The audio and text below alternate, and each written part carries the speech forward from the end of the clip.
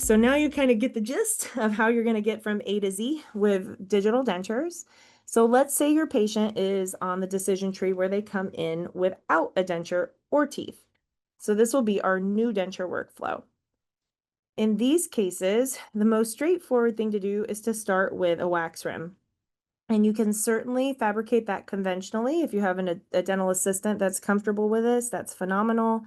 Where you have them take an impression, pour an alginate, or pour it in stone, and then make a wax rim with light cured resin and a record base and a wax rim. Or you can scan and 3D print your record base, which I think is arguably more fun. So, and this is just working on Blender software or Mesh Mixer. You can scan it and design it, or you can scan it and send it to Row, and they will 3D print a record base or a custom tray for you. So here I just printed it in Tar Heel Carolina blue and added a wax rim to that. In the wax rim workflow, we're going to utilize those trays to make our maxillary and mandibular final impressions very, very similar to the reference denture workflow. But now that these are stabilized, we do the impressions first, then we do our tooth position or occlusion. We're going to start contouring that wax rim. And you can see here we have our canine lines marked, our midline marked, our high smile marked. We've set our vertical dimension of occlusion, set our centric relation, and recorded that with a bite registration material. Ideally, at this point, you would also take a full face photo with that wax rim in place where you can see the lines that you marked, and then you can go into a digital smile design from there. In addition, we'll scan those records the same way we would scan any records. Could be the benchtop scanner like you see here, could be the intraoral scanner, or it could be a CBCT scanner, and export that STL. And this makes me really happy to see that when you scan your wax rim, you can actually see the markings you made.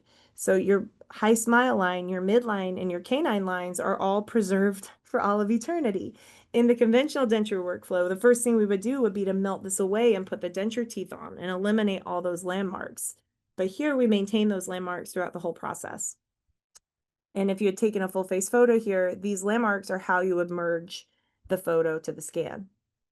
And the other thing I like to show is when you remove that wax rim from the design, you can see our virtual master cast, and you can actually see that the software puts on a land area.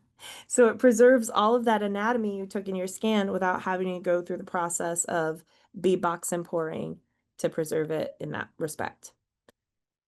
Once you have everything scanned in, you'll go through a cast analysis and then utilize a CAD software to arrange your teeth. Typically with a cast analysis, you pick the landmarks. Usually it's tuberosity, incisive papilla, retromolar pad, the midline on the mandibular arch, and then the software will go through its algorithm and auto-populate teeth into your arch. It's really cool because when you're arranging wax teeth, you have to move each tooth individually, and sometimes the wax will get hot and shift everything else. Here with the AI software, you can click the whole arch. You can drag the whole arch forward and backward and up and down while maintaining that vertical. You can just move the posterior teeth, just move the anterior teeth. You can resize the teeth. So if you want a bigger central and a smaller lateral to replicate what your patient had pre-op, you can do that in a way without having to buy 17 cards of denture teeth. And you can superimpose your reference. So that digital preview will show where everything interrelates. So if you look here at the lower left, this would be where I ask my laboratory to send me a digital preview overlaying with my wax rim, because I marked my midline and my high smile line on my wax rim, and I contoured that rim so my incisal edge is in the right position. So now when I look at this, I can see if the lab followed my instructions and put the incisors where I contoured my rim, if the midline's in the midline, et cetera, et cetera. So the next step that we're going to go here, if you did a really nice record, if you got a full face photo, if everything aligned really well, you can go from that wax rim directly to your final denture, or you could go to a monolithic try-in. So you can start to see the pattern. The monolithic try-in is an optional step if you want to get that extra verification, if you want your patient to take it for a test drive, if they've been through a series of dentures where they want to make sure that everything is verified before they go to final, you can choose that optional try-in appointment. or if they're in a hurry, or if they're just ready to get some teeth, or if they're leaving town, or if they're going to a wedding, you can go directly to that definitive denture and bypass that try-in.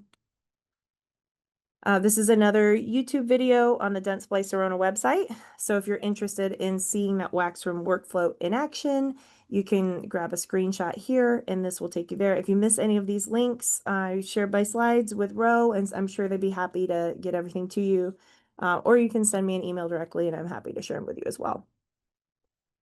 There are also proprietary workflows you can use if your patient comes in without a denture and just gums.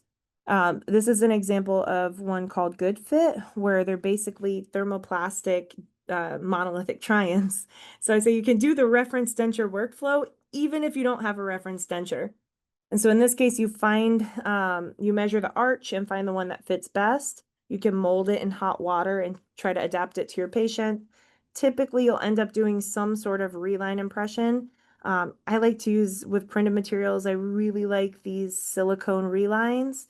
And then we take our CR record at the correct vertical. Now we're basically on the reference denture workflow. So your patient comes in with nothing. You have some good fit trays or some other proprietary trays in hand. You can now go to a final denture at appointment 2 or do a monolithic try-in and go to appointment 3.